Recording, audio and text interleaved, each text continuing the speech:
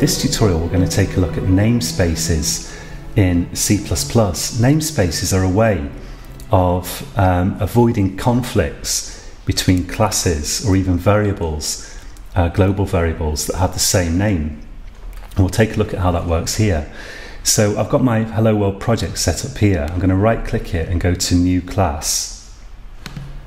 And I won't put this in the namespace. Let's get rid of this. This is one I typed earlier. Let's create it without a namespace. And I'm going to create a class called cat. So, oh yeah, I should have typed up here actually first. Then it will fill in header and source for me. But anyway, let's create that class. And I'll just give it one method just to kind of have it do something. So let's say void speak here. And of course the implementation goes in the CPP file. So we can say void cat ::speak. And let's have just like a cout in there, meow, which is what cats usually say. Although if you listen to my sister, they have entire conversations in English, but I disagree with her there.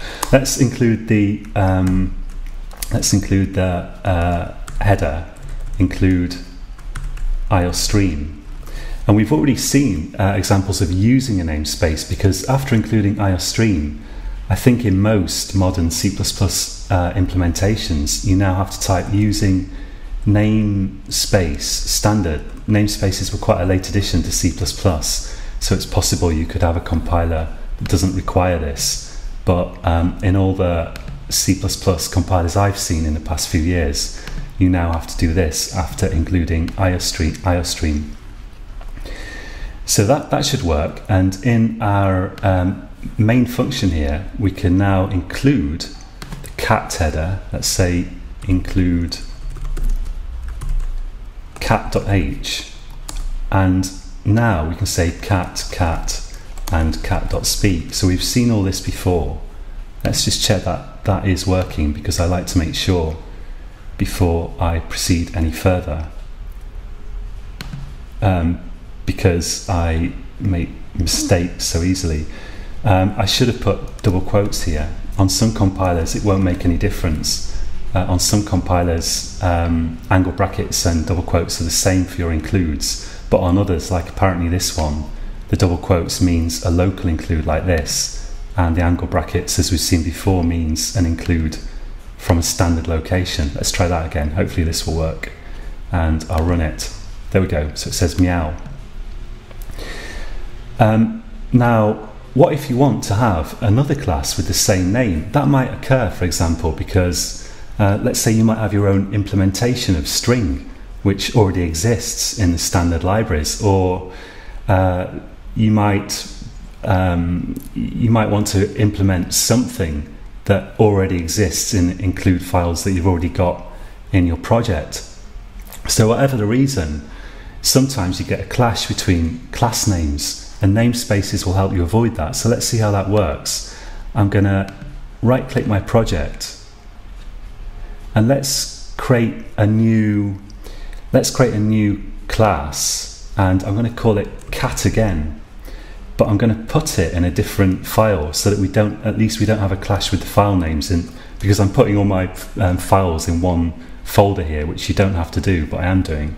Let's call this animals.h, and the source file cpp can be animals.cpp, but again it's a class called cat. And it says class already exists, so it won't even let me define it, but we can get around that by using a namespace. Your IDE will probably provide you with a way of doing this, but we're also going to look at typing out the namespace by hand. So the fact that I've already got a class called cat means I can't have another one. But what if I do want one? What if I just happen to include some stuff that has a cat class in it, and I want another one, I want my own one? Let's tick namespace here, and let's type in here, well, we need to give our namespace a name, and it can be whatever you want. I'm gonna just give it my initials here. So like if you're just creating a load of classes for your own use, you're not going to distribute them, then giving your namespace your own name, or like your initials or something, makes perfect sense. If you're going to distribute your classes, you might want to give it some better namespace, like it could be the name of a company, or it could be something that describes what's in the namespace, like you could call it graphics or something like that. But the thing is, it mustn't have any spaces in it. And I like to follow the convention that it's going to be lowercase and usually just one word, but if there's multiple words, I'll capitalize the first letter of each subsequent word like we do with variables. So let's put this in a namespace called JWP, click finish there. And we can see what's actually happened is my new cat class here, it's got in the header file here, we've got namespace, the keyword, then a name that we gave to the namespace, and curly brackets, which entirely enclose the cat, the cat entirely enclose the class.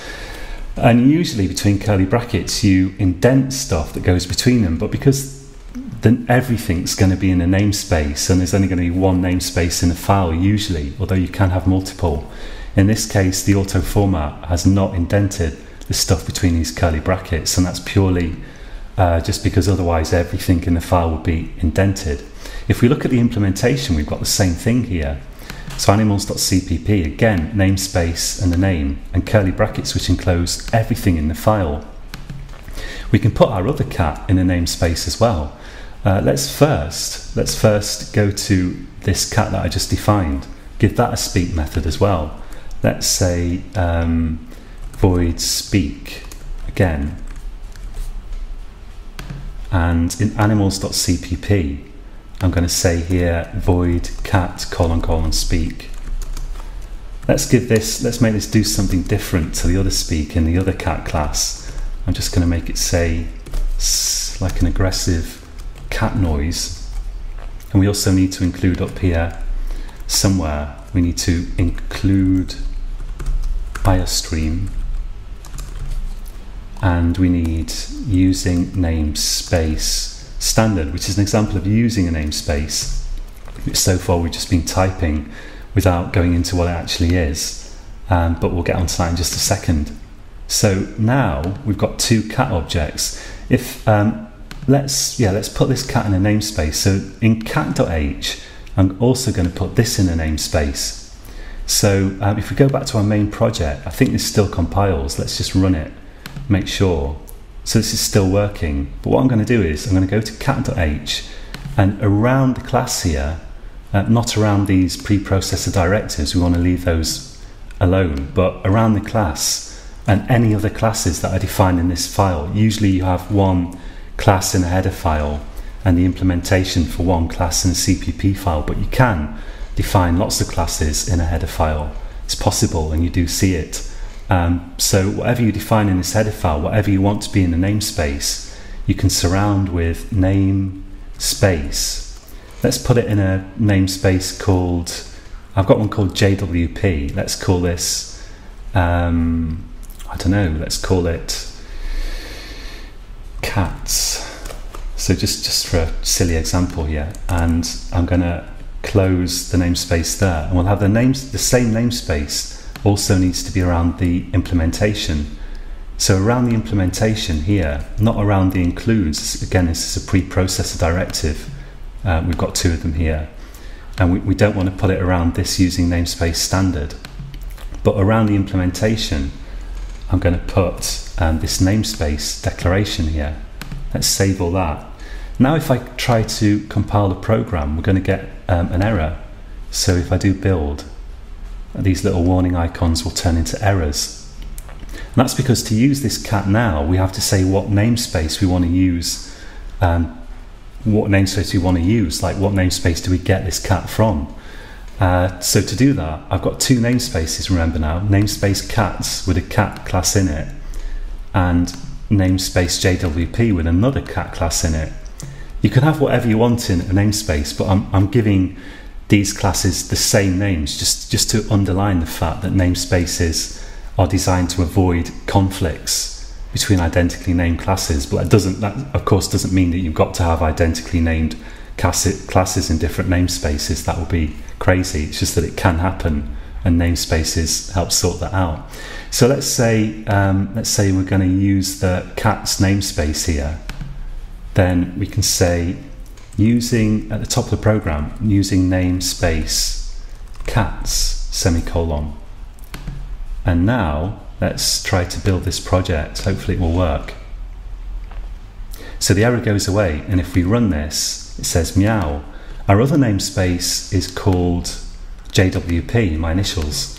So let's change this to using namespace JWP, and let's run this. And now, whoops, got some sort of error there. Let's not run it. Let's see what the problem is here. So it says error expected namespace name. Oh yeah, well, I haven't included the header file. So without the header file, it doesn't know the namespace exists. So let's also include here, let's include the header file in which we define that namespace, which is animals.h. So let's put that in, animals.h. Now we should be good to go. Let's run it. And it says, because this time it's getting the cat class from the JWP namespace instead of the cat's namespace. So two identically named classes in different namespaces, and we can select which one we want by saying which namespace we want up here. What would we do if we want to use both classes, which again could occur because let's say you have your own implementation of string, but you also use the string from the standard namespace in your program. So you want to differentiate between the two.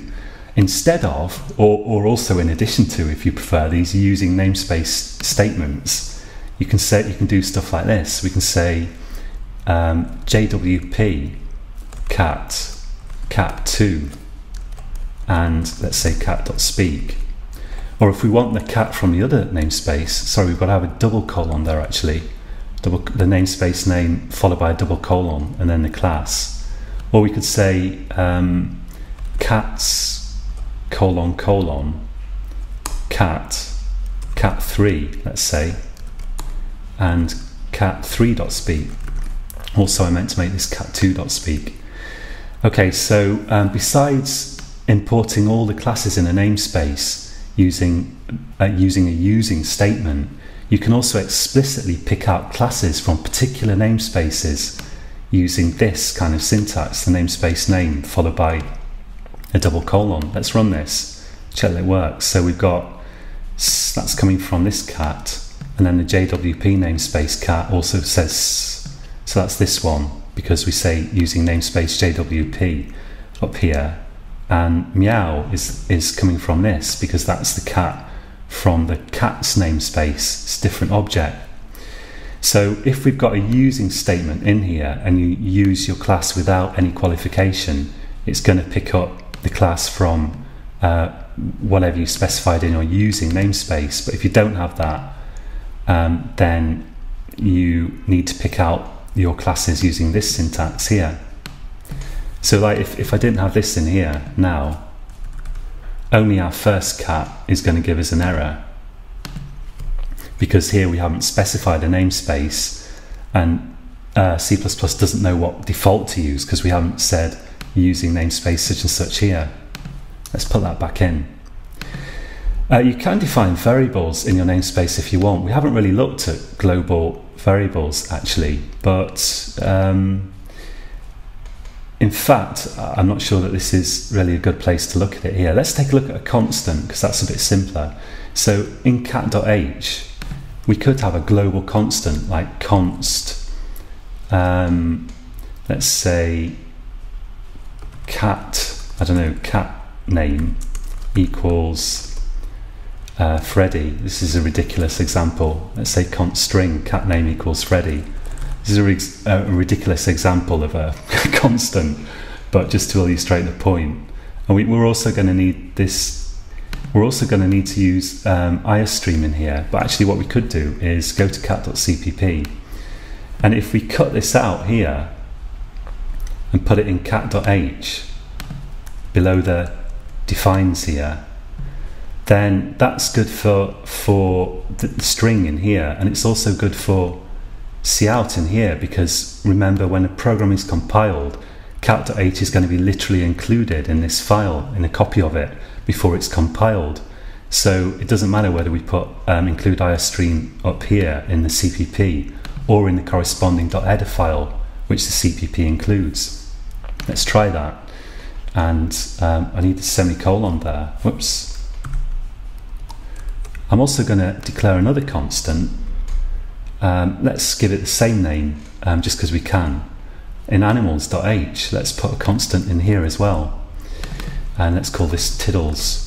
And again, I'll take the IOStream from animals.cpp, put it in animals.h, and we need the using namespace standard as well.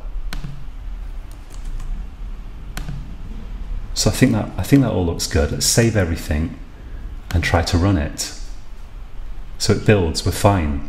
Now in our main file here, we could refer to these constants via their namespaces. So we could say, what do I call it, cat name.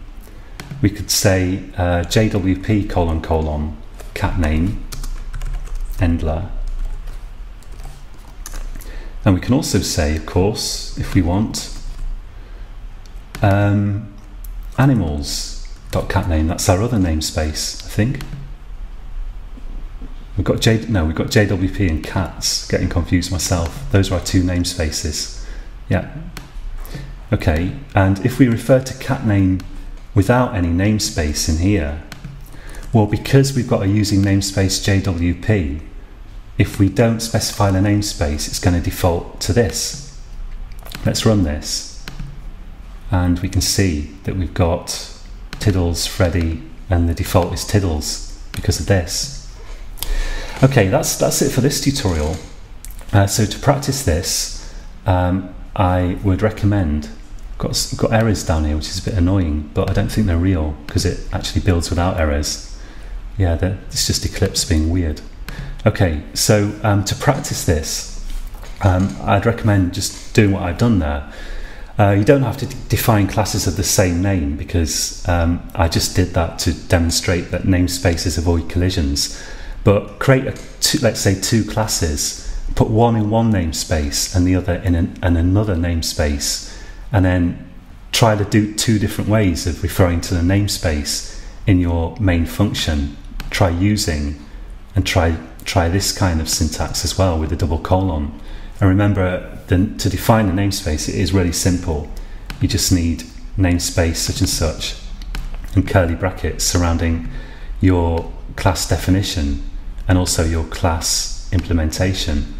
So I hope you'll have a go at that. We're almost at the point now where we can start putting together like an example complete program. The program that I have in mind is not going to use everything that we've seen, but it's going to use a first selection of everything. But we've still got some more stuff to cover before we get to that point. So we'll carry on for a few more videos before we get into trying to create an actual program. But we will get onto that, an actual program that does something. We will get onto that in time.